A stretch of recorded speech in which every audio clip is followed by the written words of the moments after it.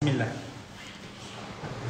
Alhamdulillah. Wassalatu wassalamu ala rasulillahi amma ba'd. Assalamu alaikum wa rahmatullahi wa barakatuhu. Құрметті бауырлар. Халықта сөз бар ғой. Қайғыны бөліссең жеңілдейді. Қуанышты бөліссең көбейеді деген мағынадағы сөздер бар. Негізі Құран-ы Кәрімде Алла Тағала «Ва амма би ниъмати раббика фахаддис» деп айтады. Ал Алланың саған берген нығметі болса, оны айта жүр дейді. Расында да, құрметті халайық, әрбір қуанышымызды сіздермен бөлісіп, үйреніп қалған екенбіз. Бүгін де тағы бір қуанышты сәт. Үш бірдей баламыз Құран бітіріп жатыр. Екі баламыз Құранды бір бітіріп шықты, әлі алға көптеген әрекеті болады. Ал бір баламыз толыққанды сертификатқа лайықты етіп Құранды тәмамдап жатыр. Әлхамдулилля, Аллаға шексіз мақтаулар болсын.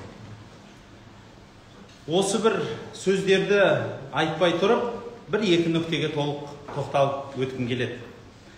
Біріншіден, құрметті бауырлар, біз Құранды неге жаттатамыз? Және сол Құранды жаттағаннан екі дүниемізге қандай пайда аламыз? Соны бір тағы да еске түсіріп кеткім келеді.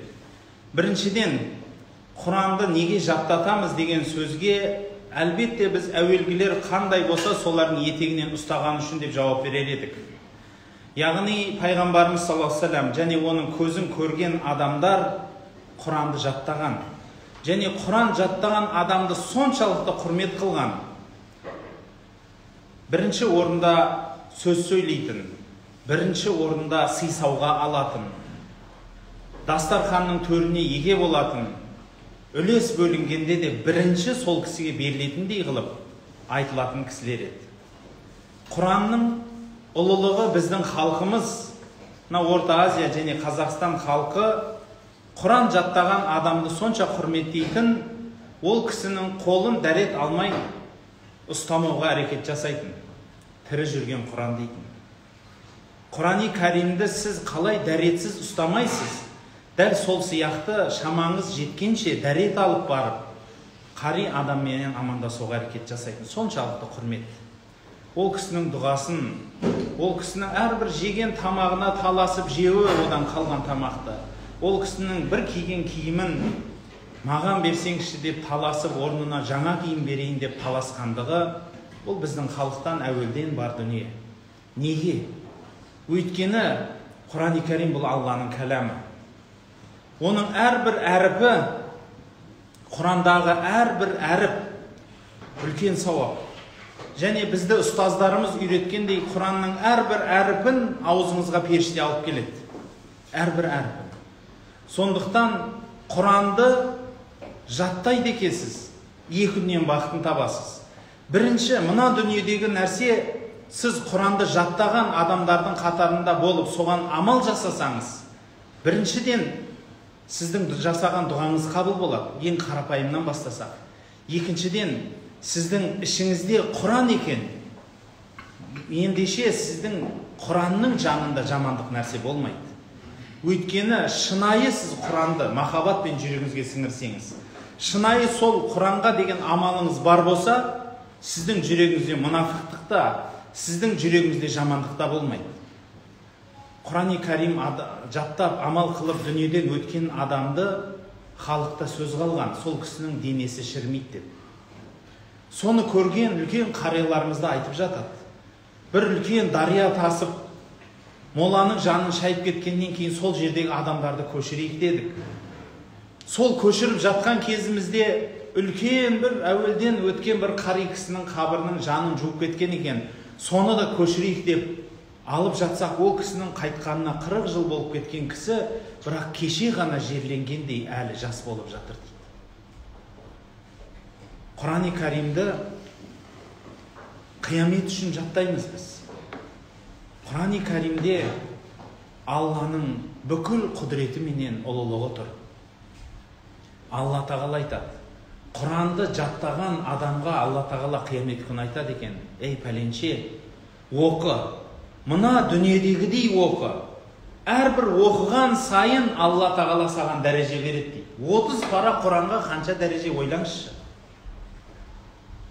Ол Құранды кішкентай 1-2 аятын жаттаған, 1-2 сүре жаттаған адамға да дәреже. Ол да көтеріледі. Бірақ сіз ойлаңызшы, жай ғана құлқуаланы жаттап көтерілген адамды айтыңыз. Бүкіл 30 параның барлығын толығымен жаттап көтерілген адамды айтыңыз. Екеуінің айырмасы қаншалық екенін өзіңіз көріңіз. Құран-ы Карим оны мына дүниеде де көтеріп жүру ауыр жүк. Өйткені ол Алланың кәләмі. Ендеше сіз Алланың кәләмін айтады екенсіз, тіліңізде жамандық болмау керек, тіл сақтайсыз. Көзіңіз жамандыққа қарамау керек, көзіңіз сақтаңыз. Құлағыңыз жамандық нәрсені естімеу керек, құлағыңыз сақтаңыз. Имам Шафии рахматуллах алейхи айтады өзінің ұстазына: мен әншейінде бір бет Құранды бір қарағанда жаттаушы едім. Енді бұл жолы бір қарағанда жаттай алмай қалдым, не болды дегенде, білім деген нұр, ол тек қана таза жерге ғана келеді. Сенде бір күнә бар, тәубе қыл деген екен. Расында да ғибадат, құлшылық, бұның барлығы нұр. Тіпті ғалымдарымыз айтады, түнгі намаз бірінші орында пайғамбарлардың, екінші орында Құран жаттаған адамдардың әдеттерінен дейді. Сол екеуіне еріп түнгі намаз оқиды екен қалғандары. Қалған адамдар осы кісілердің етегінен ұстаған адамдардың намазы тек қана. Түнгі намазды соншалықты ғалымдарымыз қари Құран жаттаған адамға дәріптеткендігі сахабаларда сөз бар. Бізде Құран жаттаған адамды оның көзінен танитынбыз. Әрдайым жүзі сары, көзі қызыл, ұйқысы қанбай жүретін дейді. Өйткені түнімен Құран оқиды. Өзімізде қанша үлкен қари кісілерді көрдік. Тыныш жүрген кезінде аузы жыбырлап жүретін. Менің бір ұстазым болды. Тыныш жүрген кезінде аузы жыбырлап бір нәрсені айтып жүреді. Оны сыртынан қараған адам оны жынды дейді, бір нәрсе сөйлеп жүрген шығар дейді. Жоқ, ол жындылығынан бір нәрсе сөйлеп жүрген жоқ. Ол Құранын қайталап жүреді екен жүрген жерінде. Ал енді ойлаңызшы, жүрген жерінде, отырған жерінде тоқтамай Құран оқып жүрген адам қандай адам? Оның жанында періштелер ешқашан түспейді. Ешқашан жанынан кетпейді. Алланың нұры әрдайым соның үстінде тұрады. Құранын өмір бақи көтеріп жүру деген осындай адамдар дейді. Өмір бақи. Пайғамбарымыз саллаллаху алейхи ва саллям жақсы жаман амалдарды көп айтты. Жақсы жаман амалдарды көп айтты. Пайғамбарымыздан бір кісі сұрады: не жақсы я Расулалла дегенде, сабыр еткенің жақсы, ондай жасағаның жақсы, мұндай жасағаның жақсы деп көп айтты. Бірақ сол айтқан жақсы амалдардың ең ұлылары пайғамбарымыз айтты: сіздердің іштеріңіздегі ең жақсыларыңыз Құранды үйренгендеріңіз және үйреткендеріңіз деді. Егер сіз осы екеуі бола алмасаңыз, онда осы екеуіне қызметші болуыңыз керек болады екен ғалымдардың айтуынша. Ендеше, құрметті жақсылар, осы медресеміздің ашылғанына бар жоқ 2 жыл болар болмас уақыт болды. Үстіне енді шығып жатыр 2 жылдан. Бірақ Алла тағала сіз бен бізге қуаныш сыйлауда. Әлбетте осы қуанышқа себеп болған бірінші орында осы балалардың өзінің пейнеті, ата-анасының арманы. Екіншіден, міндетті түрде осы пейнетке себепкер болғандардың бірі ол ұстаздары. Оларды мүмкін біреу жек көрер, жақсы көрер. Бірақ сол ұстаздарының қызметінде жәннат. Тағы бір нәрсе, осы медресеге қызмет қылған әрбір жанның қызметі. Оның ас суын алып кеп беруші, ас суын жасап беруші, қолдаушы, қуаттаушысы, тіпті сөзбенен, дұғаменен осы медресеге қайырлы дұға жасаушысы, қаражатпен болсын, заттай болсын жәрдем берушілер. Міне осы кісілердің барлығының еңбегі ақталуда. Ол бүгінгі қуанышымыз. 2 шәкіртіміз Құранды бір-бір бітіріп шықты. Иншалла әлі жететін жетістігі көп. Ал бір шәкіртіміз сертификат дәрежесіне жетіп, яғни бір отырыста 5 пара Құран оқып бере алатындай қари болды. Әлбетте бұл қари атанды деген менен іс бітті деген сөз емес. Енді бұдан кейін ол жігіттің алдында әлі білім есігі енді ашылып жатыр. Бірінші орында сол жаттаған Құранын ұмытпау, екінші орында соны көбейту. Ол қалай көбейтеді? Қырағат жағынан көбейтеді. Біздің пайғамбарымыз саллаллаху алейхи уассаламнан келген 10 қырағат бар. Сол қырағаттың барлығын шама жеткенше игеруі. Одан бөлек тек Құран емес, сол Құранның түсінігіне әрекет жасап, ғылым білімге қадам басуы керек болып қалады. Әлбетте Құраннан үлкен дүние жоқ. Қандай ғалым болсын, ағып тұрған дария болсын, егер сол кісінің Құранда кемшілігі болып, қари болмайтын болса, ол әрдайым ақсап жүреді. Қандай мықты дария болса да. Өйткені бүкіл ислам дінінің түбі осы Құраннан алады. Сол Құраннан алатын кезінде амал жоқ, кітап шықпайды. Амал жоқ, қайтадан не айтты екен деп қайтадан іздейтін болады. Ал егер Құран жаттаған адам болса, онда оның орны бір бөлек болады. Құрметті бауырлар, бірақ бәрін айтта бірін айт. Құранның әрбір әрпі сіздің шапағатшыңыз. Егер Құран жаттасаңыз, сіздің шапағатшыңыз Құран. Сіздің шапағатшыңыз Құран екен, онда сіз ойлаңызшы. Мына дүниеменен, біздің дүниеменен салыстырып көрейікші, қиямет қайым болды. Сол кезде барлығымыздың күнәміз бар. Азды көпті жасаған қате кемшіліктеріміз бар. Сол қате кемшіліктерімізді қалай кешсек екен Алла тағала деп, ортаға адам іздеп тұратын кездер болады екен. Сол бір кездерде кейбіреулерге ата-анасының қызметі, кейбіреулерге берген садақасы шапағатшы болып жатса, кейбіреулерге өздерінің үлкен ұлағатты ұстаздары менен үлкен қарилар, ғалымдар шапағатшы болар. Кейбіреулерге расында да үлкен пайғамбарлар шапағатшы болар. Бұның барлығы бірақ адам ғой. Ал кейбір адамдарға өзінің жаттаған Құраны шапағатшы болады.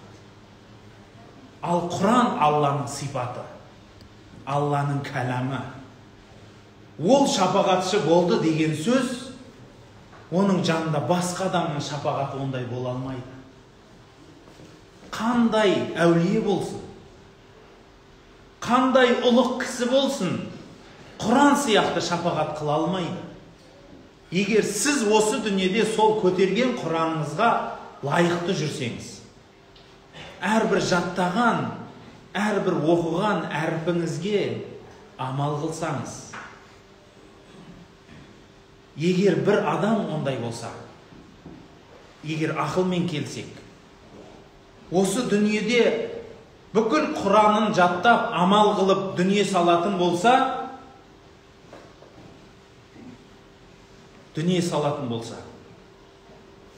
онда ол кісі армансыз дүниеден өткен адам. Басқа адамдар оны шынайы қызғанышпен қарауға лайықты ғой. Сол үшін пайғамбарымыз саллаллаху алейхи вассаламның белдеуі ретінде Құранда бір әдемі аят бар. «Ваъбуд раббака хатта яътиякал яқин» дейді. Саған өлім келгенге дейін құлшылық ет дейді. Пайғамбарымыз саллаллаху алейхи вассалам көзі тірісінде жәннати деген атақ алды. Сен жәннатисің деді. Құранда айтты: «Инна фатахна лака фатхан мубина». Расында біз саған жеңіс бердік. «Лияғфира лака Аллаху ма тақаддама мин дамбика ва ма тааххар». Сенің өткен күнәңді де, енді жасайтын күнәңді де бәрін кешірдік.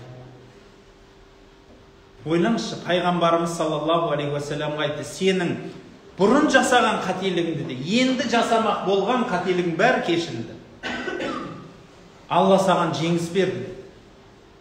Егер сіздердің біз сияқты адамға сондай сертификат келсе, талтаңдап кететін шығар. Болды деп, болды, бітірдім ғой деп жататын шығар. Бірақ пайғамбарымыз саллаллаху алейхи уассалам сол аят түскеннен кейін одан сайын көп намаз оқитын, одан сайын көп құлшылық ететін болды.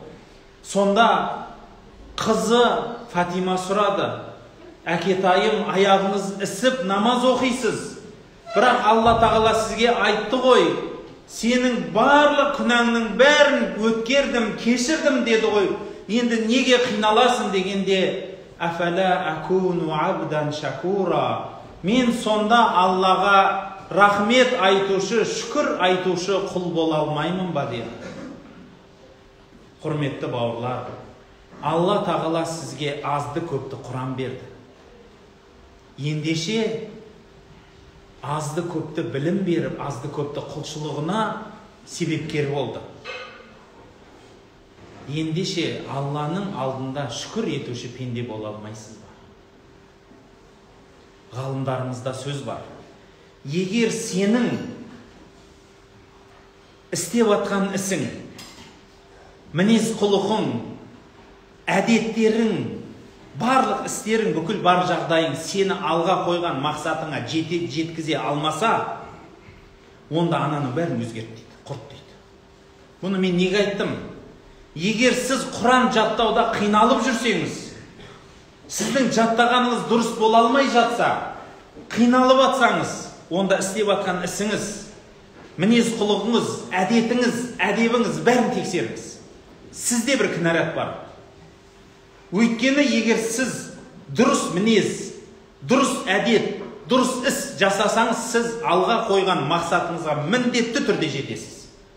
Бұл осы дүниенің ережесі бұл. Бұл осы дүниеде Алла тағала жазып қойды. Себебін жасадың ба, жемісін аласын деді. Ал егер сіз себебін дұрыс жасамасаңыз, сол жеміске жете алмайсыз. Егер сіз намаздан тыйылып жүрсеңіз, егер сіз Құран жаттай алмай жүрсеңіз, егер сіз қандай да бір алға қойған ісіңізге жете алмай жүрсеңіз, онда мінезіңізді, істеп атқан ісіңізді, әдетіңізді, әдебіңізді, бүкіл өміріңізді қайта тексеріңіз. Сізде бір кінәрат бар. Сізде сол жерде бір қате бар, өзгертіңіз. Құранда айтылған, сен өзіңді өзгертпейінше Алла тағала сенің жағдайыңды ешқашан өзгертпейді. Сондықтан алға қойған мақсатың бар екен, онда сенен тек қана амал бар. Құранда айтқан, фаида азамта фатаваккал алаллах. Егер бір нәрсеге бел будың ба, Аллаға тапсыр дейді. Аллаға тапсыру деген кәдімгі соқыр күйде алға жүру деген сөз. Басқа еш нәрсеге қарамай. Оны қазіргі психолог ғалымдарымыз да айтады. Бір адам бір жетістікке жету үшін мына аттың шабатын кезде, үлкен шабарман кезде адамдар аттың көзінің жанына, екі көзінің жанына бір зат байлап қояды екен. Жанындағы сермеген қамшыларды, шауып келе жатқан атты басқа адамдарды көрмес үшін. Тек қана алдын ғана көру үшін. Алға қойдың ба, оңға солға қарау емес, алға қойған мақсатқа ұмтылу. Бұл атқа деген бап, адамға деген баптың бір түрі. Психолог ғалымдарымыз айтады, егер сен бір мақсат қойсаң, сол мақсатыңа жүгіріп бара жатқандай, оңға соңға алаңдайды мекенсің. Ондай болса, сен бір нәрсені дұрыс жасамадың. Сол мақсатыңа махаббат қойсаң, сен басқа нәрсені көрмейсің. Сол мақсатың саған қымбат болатын болса, сен басқа жаққа оңға солға қарамайсың. Тек қана содан басқаны көзің көрмейді дейді. Сондай сөз бар ғой, бір кісі тұрып, мен пайғамбарды түсімде көргім келеді деген бар ғой. Жаңа сондай сөз бар. Бір кісі күніге көрем дейді екен пайғамбарымыз түсінде. Сөйтсе, бір адам сұрапты, қалай көресің деп. Жүр, үйретемін деп, үйіне тамақ береді екен, су бермейді екен. Сөйтіп ұйықтатады екен, таңертең тұрғызып, ал көрдің ба десе, көрмедім дейді. Бірнеше күн осылай қинаған ғой енді. Бірнеше күн су ішпеген, тек тамақ жейді. Содан бір күні не болды енді, көрдің ба десе, судан басқа еш нәрсе көрмедім деп. Қайда болса да бір бұлақтың басында су ішіп атырмын, суға түсіп, өзенде жүзіп жүрмін, көлде жүрмін, кілеу су ғой.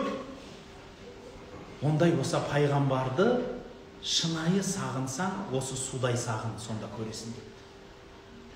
Бұл осы дүниенің ережесі бұл. Егер сіз Құранға деген махаббатыңыз осы суға деген шөлдеудей болмайтын болса, онда сіздің махаббатыңыз әлі жетпейді. Алға қойған мақсатыңызға кәдімгі су сияқты маған бір тамшы болса да, ораза кезінде білесіз ғой, кешке жақын ауызашарға қандай қиналасыз. Жан-жағыңызбен ұрысып, жұлмалап, ашуланып, сондағысы барлық ораза тұтқанның бір ауыз сөз айтады. Бір шыны су ішем дейді, болды дейді ғой. Бүкіл әлем орнына түседі дейді. Сонда мені қысып бара жатқан нәрсе сонда бір пиала су ма дейді. Бір кесе су. Рас қой. Дәл сол сияқты сіздің алға қойған мақсатыңыз жүрегіңізді жыртып бара жатпаса, шынайы қойған мақсатыңыз шөлдеген адамның су іздегендей болмайтын болса, онда мақсатыңызға жете алмайсыз. Ең соңғы айтатыным, құрметті бауырлар, тағы бір айтып кетемін. Шөлдеген адамдай іздеңіз мақсатыңызды дегім келгені. Шөлдеген адамды көз алдыңызға келтіріңізші. Жапан далада, шөл далада бір адам сусап келе жатыр, ішуге су жоқ, дымы жоқ келе жатса, ұзақтан су көрінсе не істейді? Жанында саялы ағаштар тұр, мына жанында тамақтар тұр, ана жанында алтын, күміс, әшекей тұр, бірақ алдында су тұр. Қайсына жүгірер еді? Суға жүгірер еді. Біреу, ей, тоқташы, мен қалтаңа дорба алтын салайыншы десе, айналайын дейді. Алтының да өзіңе, күмісің де өзіңе, ары кетші дейді. Мен жай айтып жатырмын қазір дейді, бетің жұлып алам дейді. Рас қой. Өйткені су тұрғанда басына, көзіне еш нәрсе көрінбейді. Дәл сол сияқты, егер сіз Құран жаттай алмай жүрсеңіз, егер сіз алға қойған бір қандай да бір мақсатыңызға жете алмайды екенсіз, онда сіз ол мақсатты дұрыс махаббатпенен қабылдаған жоқсыз. Сондықтан осы сөздің төркінін жүрегіңіз өзі шешер дегім келеді. Ал біз өзіміздің қуанышты сәтімізді марафатпенен аяқтасақ дегім келеді. Құрметті жақсылар, әуелі әлбетте екі Құран жаттап, соған әлі амал қылушы бірінші баспалдаққа көтерілген қари, енді біздің тілде айтқан сертификатқа жетпеген қари ұлдарымызды шақырайық, сол кісілерге дұғамызды қылып, сол кісілерге иншалла марапатымызды берейік. Есімдері. Келіңіздер. Бисмилля. Сырым. Омар. Сырым деген балаңыз. Алла берекесін берсін өміріңізге.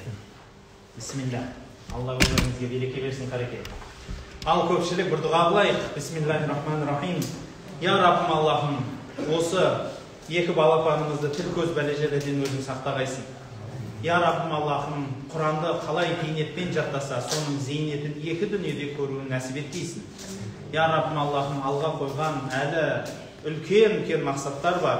Сол мақсаттарға жеткеріп, иншалла өзінен алдыңғы бітірген ұл қыздарымыз сияқты үлкен жетістіктерге жетуін, өздерінің алдында үлкен ұстаздары сияқты және ұстаздарынан да өтіп үлкен ғалым ғұлама болуын өзің нәсіп еткейсің.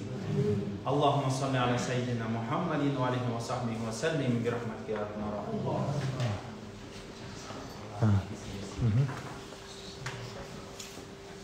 Ал құрметті бауырлар, мынадай бір әдемі сертификатымыз бар. Оқып беруге рұқсат беріңіздер.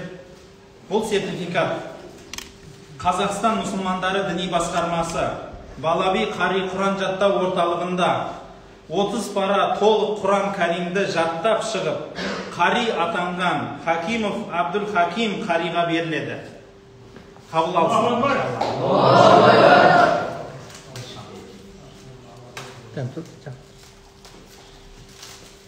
Наны бір ағалары сыйлық қып сауап тапсырып жатыр екен, иншалла Құран естіп жүрер, Құдай қаласа жақсылығына пайдалар деген ниеттеміз иншалла. Әлі де иншалла, әлде біздің әдетіміз бар ғой, білесіздер, Құран жаттаған жігітке умра сыйға тартамыз әлі иншалла. Бірақ қазір умра уақыттары онша шырайлы болмай тұр, әлі қағбаны ұстайтындай жағдай болмай тұр. Күніге қағбаны көріп отырмыз, несінен тікелей эфирден. Қалай соған жолдарымыз реттеліп ашылады, иншалла Қарекең сол жерге умраға барып қайтады деген ниеттеміз. Ал енді дұға қыламыз сосын.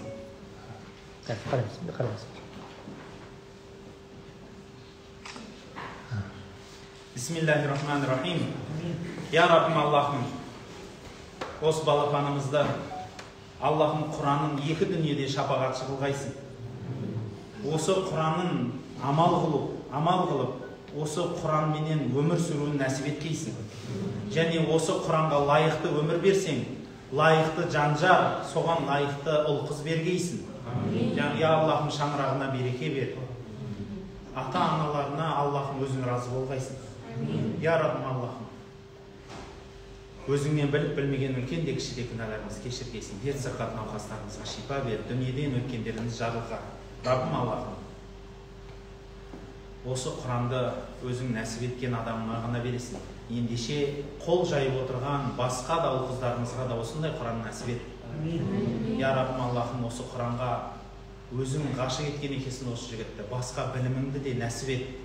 Раббим Аллахым, тіл көзден, бәле-жәледен өзің тұлымын ұстаған барлық пендеңнің жамандығынан өзің сақтағайсың. Аллахумма салли аля саййидина Мухаммадин ва алейхи вассалам.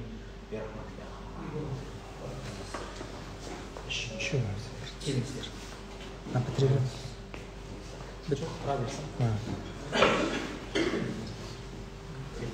Бисмилlah.